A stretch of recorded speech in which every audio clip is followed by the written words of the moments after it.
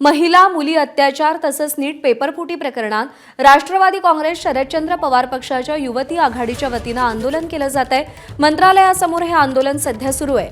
आंदोलनकर्त्यांना पोलिसांनी ताब्यात घेतलेलं आहे। राज्यामध्ये महिला आणि मुलींवरच्या अत्याचारांचं प्रमाण वाढलेलं आहे आणि त्यासोबतच नीट पेपरफुटीच्या विरोधात राष्ट्रवादी शरदचंद्र पवार पक्षाच्या वतीनं हे आंदोलन केलं जात आहे आणि मंत्रालयासमोर हे आंदोलन केलं जात होतं। दरम्यान पोलिसांनी आंदोलकांना ताब्यात घेतलेलं आहे।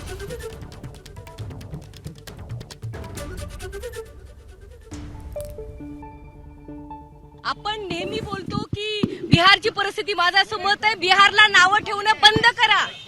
बिहारला नावं ठेवण्यात अर्थ नाही। तुमचं फेल्युअर बघा, या नाकर्त्या सरकारचं फेल्युअर बघा। यांना निवडणुकांचं लक्ष आहे, यांना विद्यार्थ्यांच्या नेट पेपर फुटीचं काय पडलेलं नाहीये, यांना नसरापूर सारख्या घटनेवर बोलायचं नाहीये, शक्ती कायदा सारखा कायदा यांना लागू करायचा नाहीये।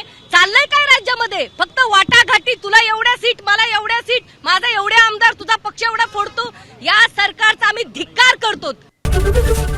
एबीपी माझा, उघडा डोळे बघा नीट।